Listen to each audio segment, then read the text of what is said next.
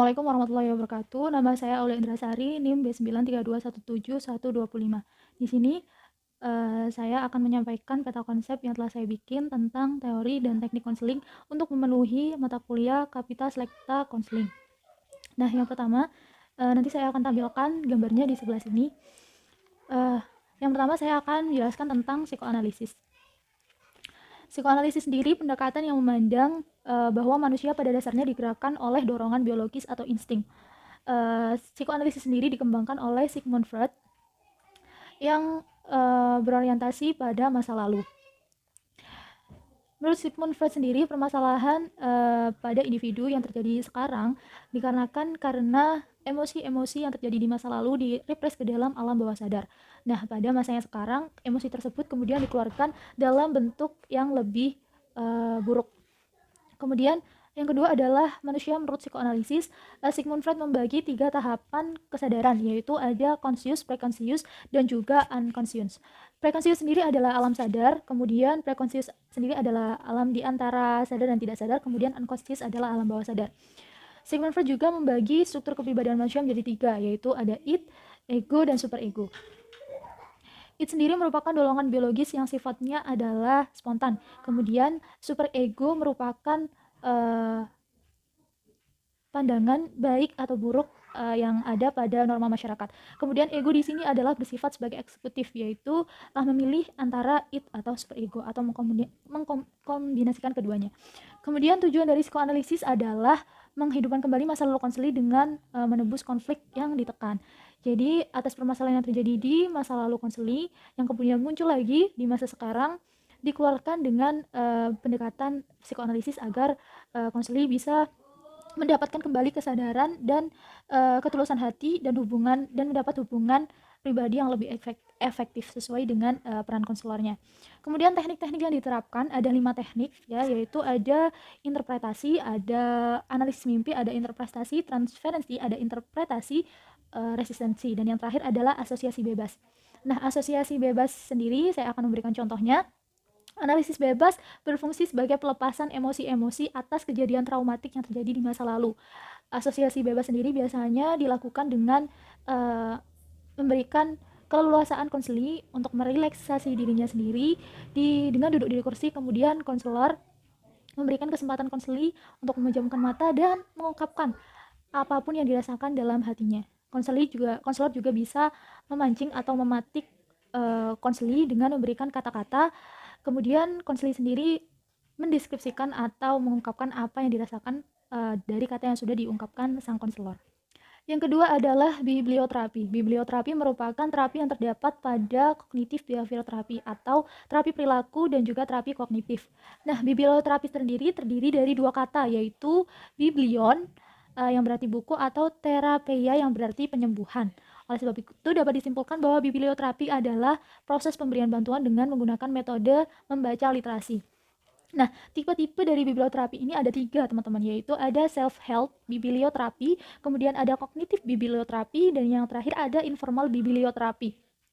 Self-help di sini biblioterapi menggunakan buku non-fiksi atau tentang kesehatan mental. Maksudnya yaitu karena tadi sudah disampaikan bahwa biblioterapi merupakan penyembuhan menggunakan membaca literasi. Oleh sebab itu tipe-tipenya ini dibedakan dengan medianya, yaitu bukunya atau caranya. Nah, di sini yang pertama self-help, yaitu menggunakan buku non-fiksi atau buku tentang pelajaran atau hal-hal yang berhubungan dengan kesehatan mental. Kemudian yang kedua ada kreatif biblioterapi, yaitu buku fiksi, puisi, bacaan, biografi, dan lain sebagainya. Kemudian yang terakhir ada informal biblioterapi.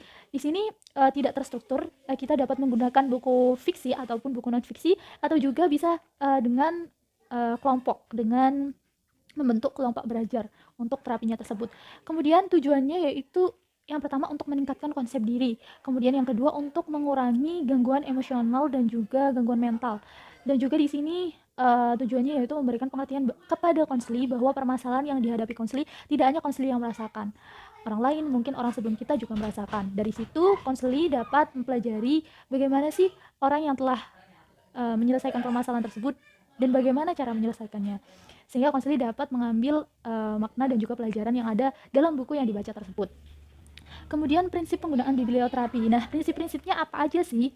Yang pertama ini buku memiliki kebenaran dan juga memiliki daya pengubah untuk si konseli. Kemudian yang kedua adalah konselor sendiri harus mengetahui isi atau makna dari buku tersebut sehingga dihubungkan dengan permasalahan yang dihadapi oleh konseli. Jangan sampai salah jika mungkin ada buku yang bahas tentang stres manajemen waktu atau stres akademik malah diberikan kepada permasalahan tentang kecemasan atau permasalahan tentang putus cinta dan lain, pasti kan tidak cocok kan. Oleh sebab itu konselor harus tahu tentang buku yang akan dijadikan sarana. Kemudian yang ketiga adalah waktu. Di sini konselor harus memberikan waktu yang sesuai atau sesuai dengan kondisi konseling.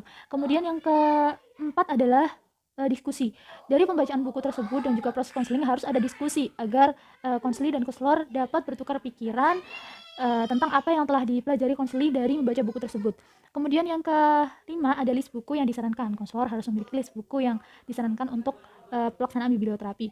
Kemudian yang keenam adalah dosis bacaan. Nah, karena konseli sudah memiliki permasalahan, kalau bisa konselor juga harus memprediksi atau menyesuaikan dosis bacaan yang sesuai dengan konselor agar tidak memberatkan konseli.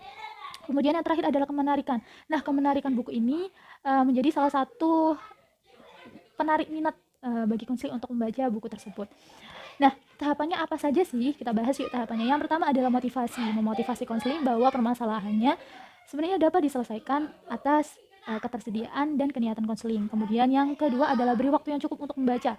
Dari motivasi tersebut, dari asesmen tersebut, kemudian konselor memberikan rekomendasi buku yang akan dibaca dan juga memberikan waktu yang cukup agar konseling dapat membaca, karena membaca tidak hanya membaca tapi juga memahami apa itu isinya. Kemudian yang ketiga adalah inkubasi. Nah, inkubasi sendiri adalah merenungkan bacaan yang telah dibaca oleh konseling. Apa sih makna yang terdapat dalam bacaan? Apa sih pelajaran yang bisa diambil?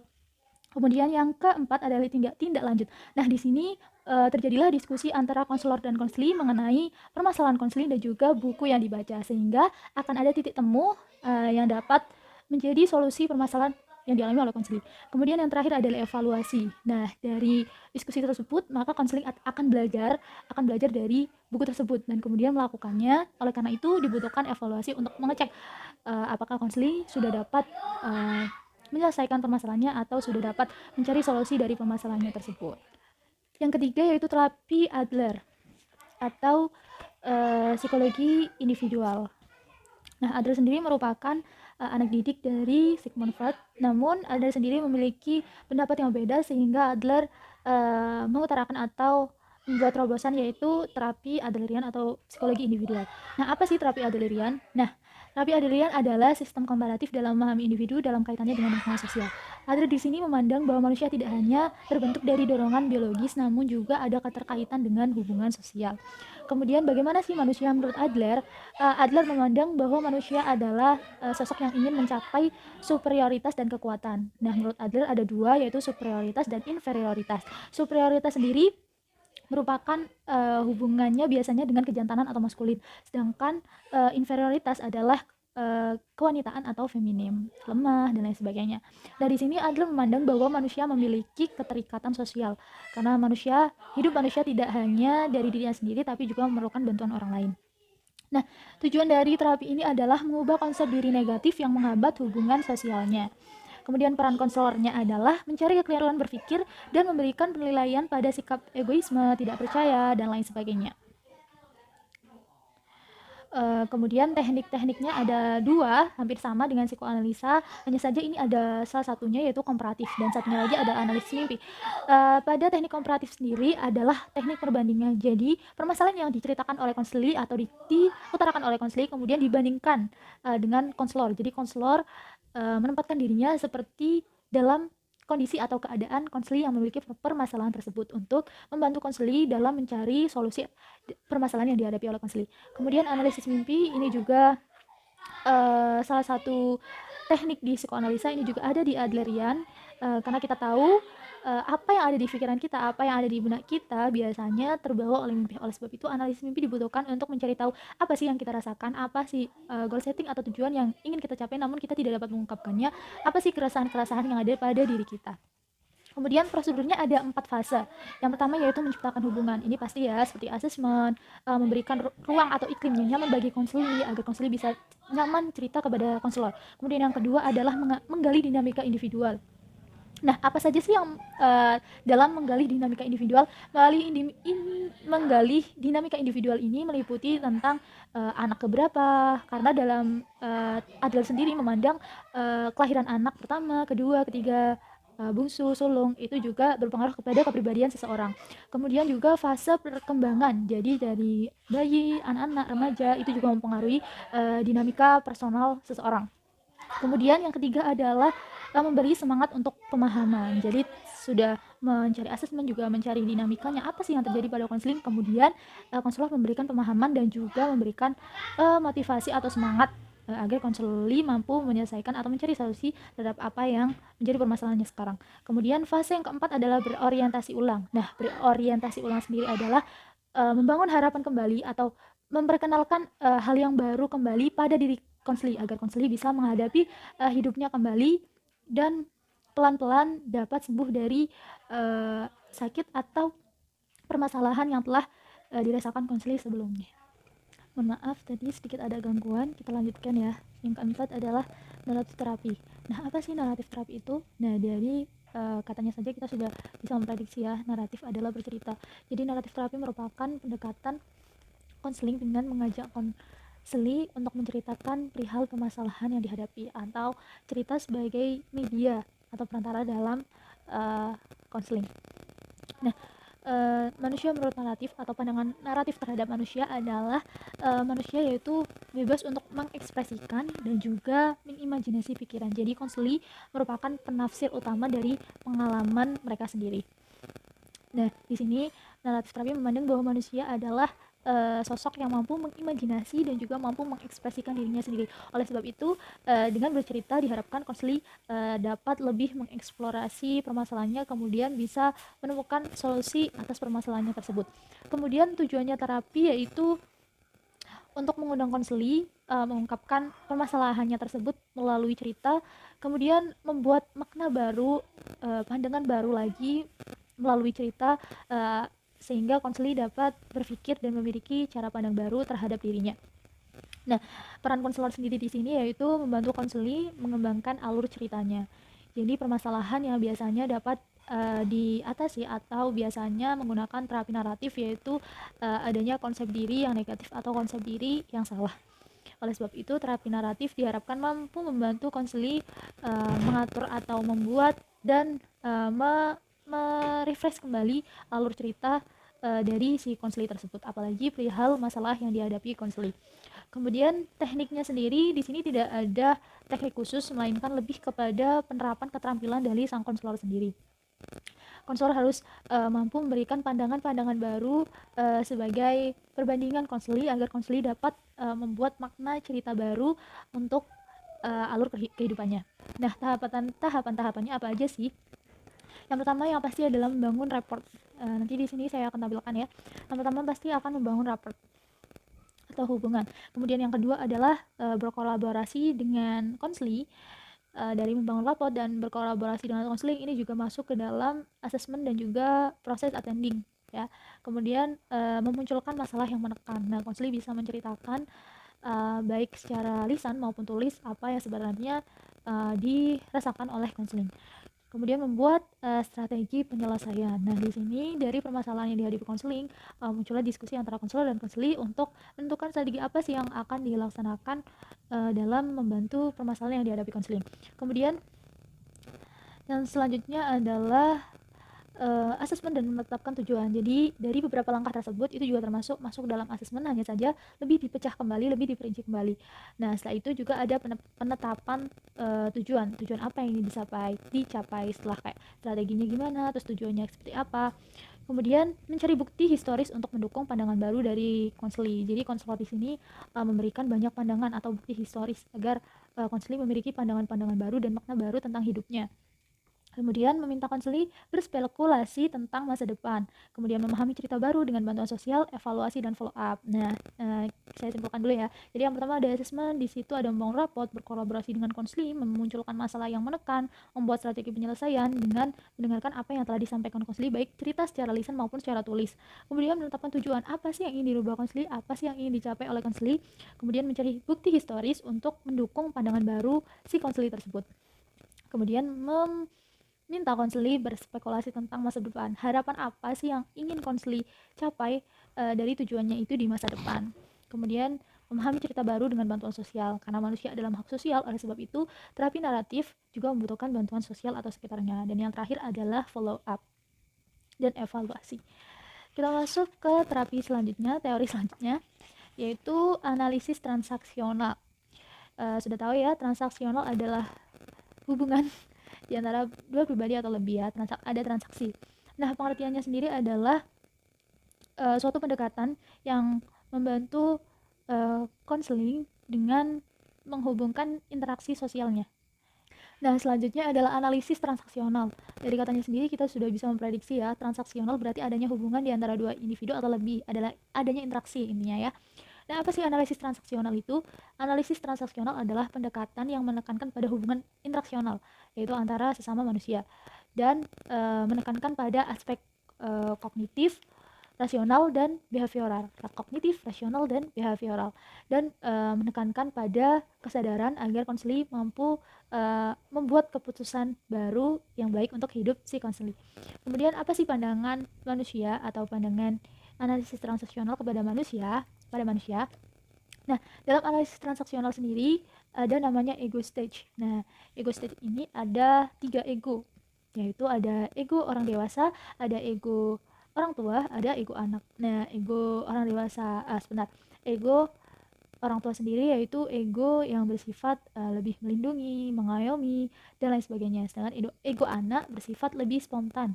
Nah, kalau semisal di psikoanalisis lebih ke it ya, bersifat spontan, namun di analisis transaksional disebut sebagai ego anak gitu ya.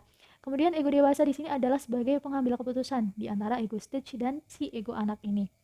Nah, selanjutnya dalam analisis transaksional memandang manusia dari dua sisi, yaitu ada manusia yang bermasalah dan juga ada yang manusia yang sehat. Nah, apa sih manusia yang bermasalah itu? Manusia yang bermasalah adalah manusia yang memandang dirinya dengan konsep diri yang negatif. Kemudian ego stage-nya tidak dapat berfungsi dengan baik, adanya ketimpangan dari ego stage tersebut. Kemudian apa sih manusia yang sehat? Manusia yang sehat adalah manusia yang memiliki konsep diri yang positif, memiliki motivasi, kemudian juga ego stage dalam dirinya dapat berfungsi dengan baik. Ketiganya dapat berperan dengan baik. Kalau semisal dalam keadaan sehat bisa I'm okay, you're okay, tapi dalam keadaan yang bermasalah I'm okay, you're not okay, I'm not okay, you're okay, I'm not okay, and you're not okay.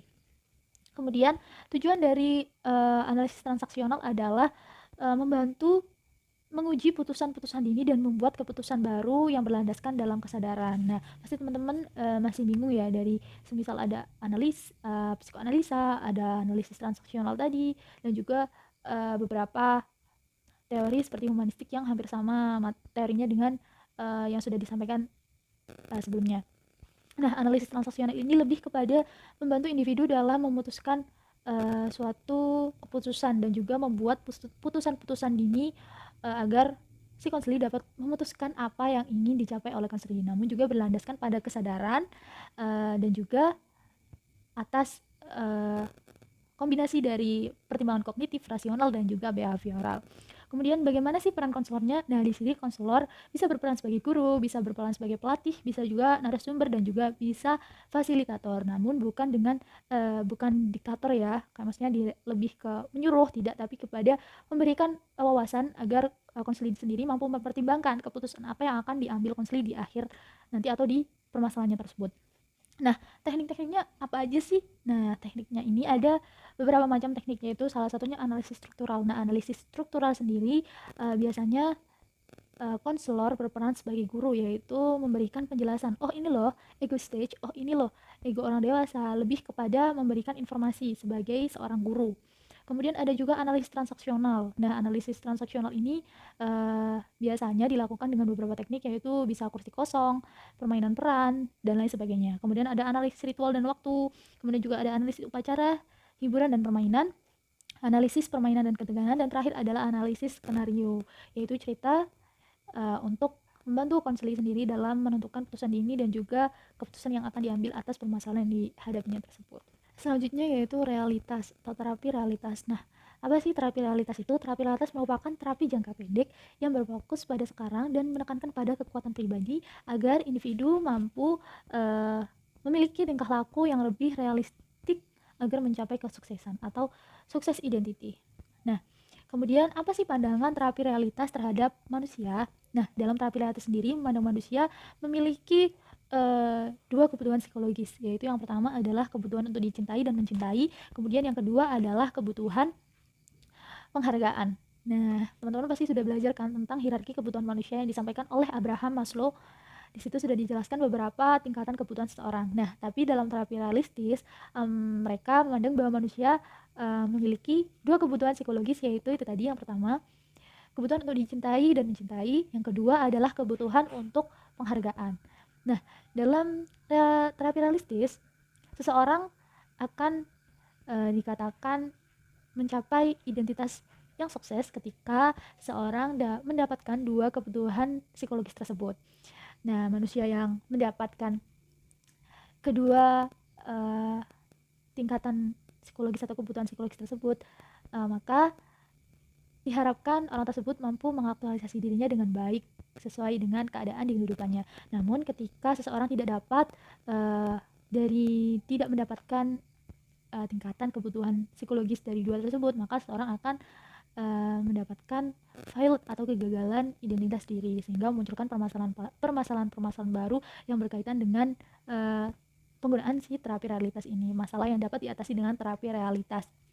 Nah, kemudian apa sih tujuannya? Yang pasti tujuannya adalah membantu konseling untuk mencapai sukses identitas. Jadi teman-teman harus menggarisbawahi ya, tiap teori yang disampaikan kalian bisa membuat kata kunci, semisal dari psikoanalisa itu lebih berorientasi pada masa lalu dan juga insting. Kemudian yang tadi ada analisis transaksional lebih kepada pengambilan keputusan baru dengan kesadaran. Nah, terapi realitas lebih kepada membantu konseling untuk mendapatkan successful identitas atau identitas baru, yaitu tingkah laku konseling lebih realistik. Kemudian apa sih peran konselor dalam terapi realitas? Nah, peran konselor dalam terapi realitas yaitu membantu konseli akan berani menghadapi kenyataan dalam hidupnya. Nah, kerap kali permasalahan yang diselesaikan atau berkaitan dengan yang dapat diselesaikan dalam terapi realitas yaitu permasalahan tentang kehidupan, yaitu tidak beraninya seseorang untuk menghadapi suatu kenyataan. Sedangkan kita sebagai manusia harus siap dalam menghadapi kenyataan-kenyataan yang ada pada diri kita. Oleh sebab itu, terapi realitas hadir untuk membantu konseli dalam menghadapi kenyataan yang ada di dirinya, kemudian mendapatkan successful identitas, yaitu identitas yang sukses. Nah, teknik dan tahap. Nah, tekniknya sebenarnya tidak belum signifikan bagaimana tekniknya, tapi ada beberapa, yaitu salah satunya ikut terlibat dalam humor dengan konseli, kemudian juga memberikan kalimat verbal atau ejekan untuk mengkonfrontasi konseli, kemudian juga ikut dalam pencarian makna atau terlibat dalam upaya konseli mendapatkan successful identity gitu ya. Nah, prosedurnya apa aja sih? Prosedurnya akan saya sampaikan, yaitu yang pertama adalah befriend, kemudian fokus pada perilaku sekarang. Nah, ini juga mungkin bisa assessment dan juga proses attending ya, lebih ke penerimaan dulu, perkenalan dulu. Kemudian yang selanjutnya adalah eksplorasi behavior counseling. Nah, apa sih yang sekarang konseli lakukan? Fokus apa sih yang kegiatannya sekarang dilakukan konseli gitu, sampai konseli, dan juga mencari apa sih yang permasalahan yang dihadapi oleh konseli. Kemudian selanjutnya adalah konseli sendiri mengevaluasi dirinya. Nah, dari yang sudah disampaikan tersebut, konseli berusaha untuk mengevaluasi, menilai atau mencari tahu apa yang terjadi pada dirinya.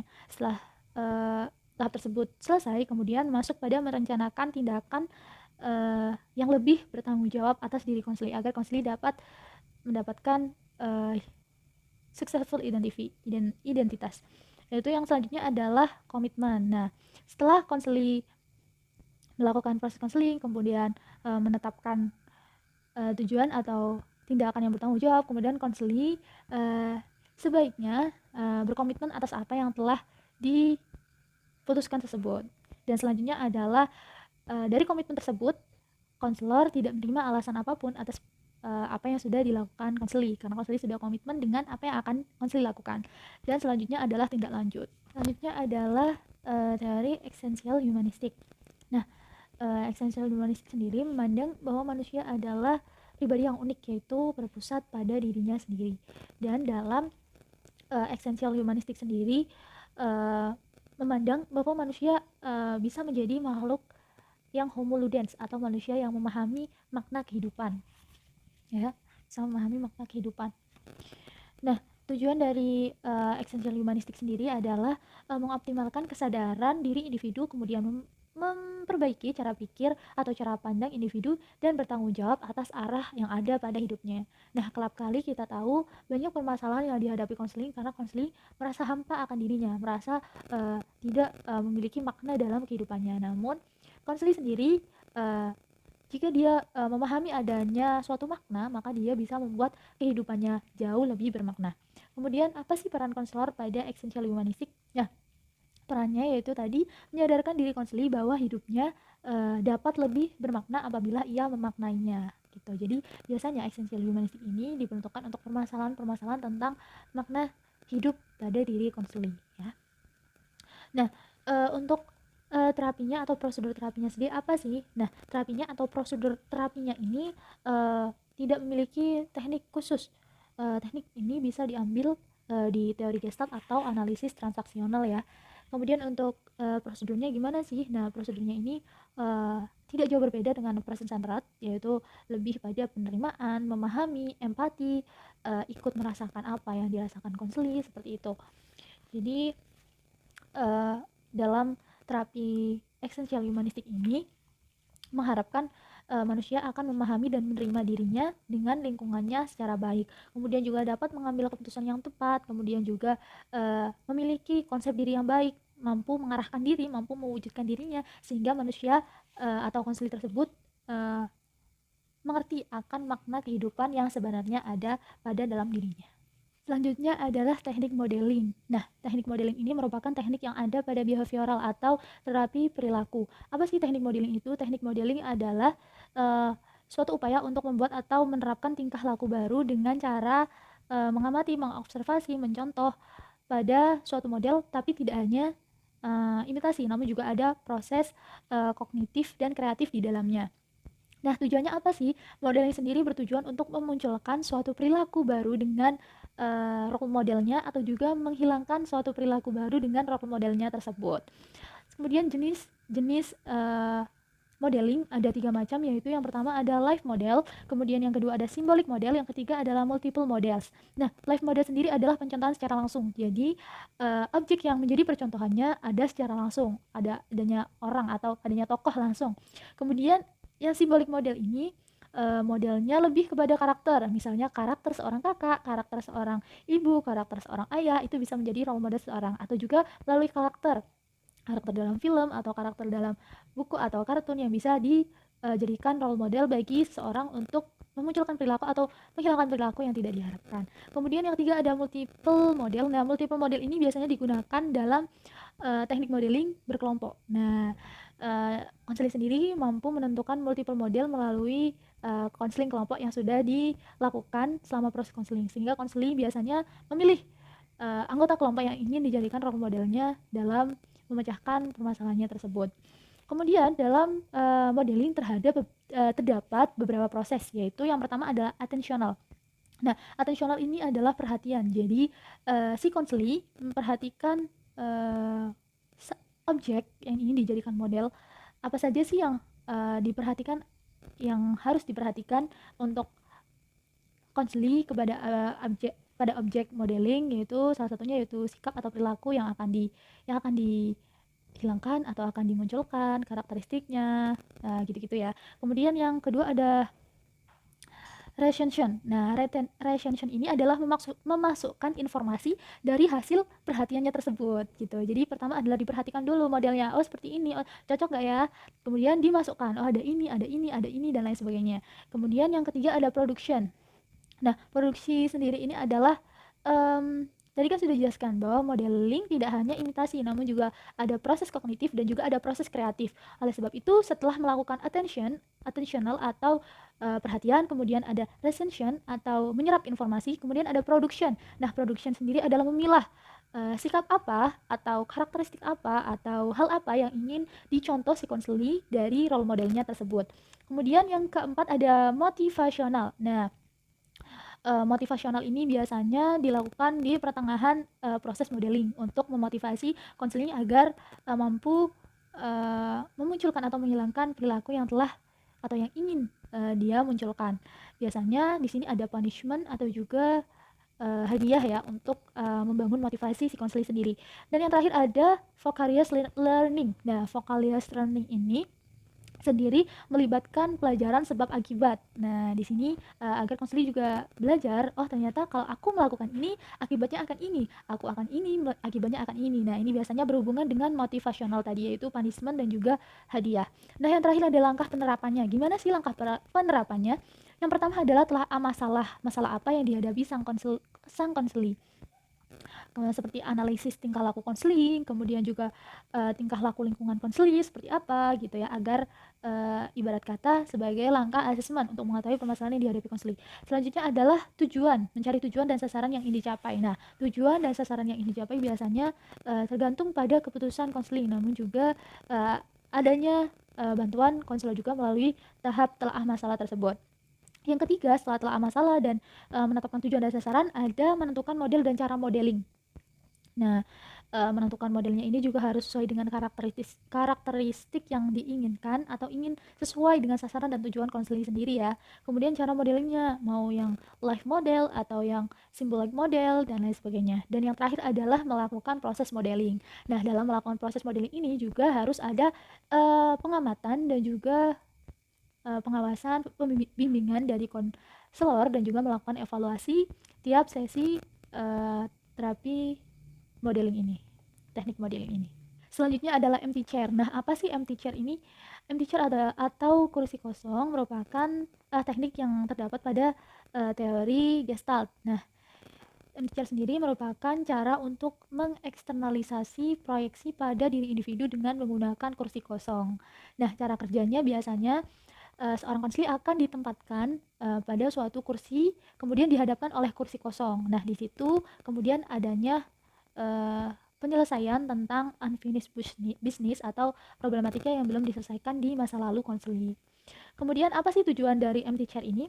Tujuannya yaitu mengatasi konflik interpersonal dan juga intrapersonal yang mengganggu diri konseli. Juga biasanya kursi kosong ini juga untuk memberikan ruang bagi konseli dalam mengkatarsis emosi yang selama ini masih terpendam atas kejadian di masa lalunya, atau juga mengeksplorasi atau mengekspresikan diri ketika konseli tidak dapat meluapkan emosinya tersebut. Nah, di dalam empty chair terdapat istilah top dog, underdog, dan unfinished business ya, unfinished business. Nah, top dog sendiri merupakan suatu hal yang bersifat otoriter dan juga kuat dan berkuasa, sedangkan underdog sendiri yaitu bersifat tak berdaya dan lemah. Sedangkan unfinished business adalah permasalahan yang belum diselesaikan atau yang masih ada pada diri konseli dan ingin diluapkan atau dieksternalisasi melalui terapi kursi kosong ini. Nah, tadi kan saya sudah menyampaikan proyeksi. Kursi kosong mengeksternalisasi proyeksi. Nah, apa sih proyeksi? Proyeksi itu bisa disebut sebagai bisa memuat emosi atau juga ide-ide atau juga pandangan yang masih tersimpan dalam diri konseli yang tidak dapat diluapkan. Kemudian tahap-tahapnya ada apa aja sih? Nah, tahapnya yang pertama adalah identifikasi kekurangan dan kelebihan konseling, atau juga bisa identifikasi permasalahan yang dihadapi konseling. Kemudian yang kedua, konselor memberikan informasi atau edukasi tentang empty chair agar konseling sendiri juga mampu memahami dan juga saat dilakukannya proses konseling atau terapi, konseling bisa mengikutinya dengan paham dan juga baik. Kemudian selanjutnya konseli harus menghadapi situasi underdog dan top dog tersebut. Nah, biasanya empty chair ini diperuntukkan untuk permasalahan unfinished business atau juga pembulian atau juga permasalahan antara ibu dan anak, agar konseli mampu mengutarakan apa yang ada di dalam dirinya yang tidak bisa konseli utarakan sehingga mampu menyebabkan diri konseli menghadapi masalah karena hal tersebut. Kemudian selanjutnya adalah konseli harus memainkan peran dengan serius. Uh, karena dengan memainkan peran secara serius konseli agar konseli bisa mengkatarsis apa yang ada di dalam dirinya tersebut. Selanjutnya adalah mendiagnosis perasaan. Nah, dari underdog dan top dog yang sudah berperan saat kursi kosong atau empty chair ini berlangsung, setelah selesai konseli diharapkan mampu mendiagnosis perasaan yang ada dalam dirinya. Nah, konseli di sini kan berperan sebagai underdog. Misal dia dalam keadaan pembulian. Nah, misal kenapa sih kamu membuli saya? Apa salah saya? Itu kan yang ada di underdog. Tapi kemudian konseli juga memerankan di top dog. Kamu itu seperti ini, kamu itu seperti ini, kamu itu cuma seperti ini gitu, yang otoriter. Nah, di situ konseli diharapkan mampu mendiagnosis perasaan yang ada dalam dirinya setelah memerankan top dog dan underdog, kemudian mendiagnosis atau menyimpulkan apa yang dialami atau kesimpulan apa yang konseli dapatkan dari underdog dan top dog yang telah konseli perankan tersebut. Kemudian yang terakhir adalah evaluasi. Ketika konseli sudah memahami, oh ternyata permasalahanku itu seperti ini, cara pandangku seperti ini, tapi ketika aku menjadi orang lain cara pandangku seperti ini. Nah, kemudian konseli akan menemukan jalannya atau jalan pintasnya atas masalah yang dihadapi. Dan jangan lupa untuk selalu melaksanakan evaluasi, karena proses konseling tidak hanya berjalan satu waktu saja, namun juga bisa beberapa kali, dan tidak setiap proses konseling juga berjalan dengan lancar. Oleh sebab itu dibutuhkan proses evaluasi. Selanjutnya adalah person centered. Nah, person centered sendiri merupakan suatu pendekatan yang memandang bahwa manusia adalah suatu hal yang positif, atau dalam diri manusia terdapat suatu hal yang dinamakan positif. Person centered juga memandang manusia adalah suatu hal yang kooperatif dan juga konstruktif pada dasarnya.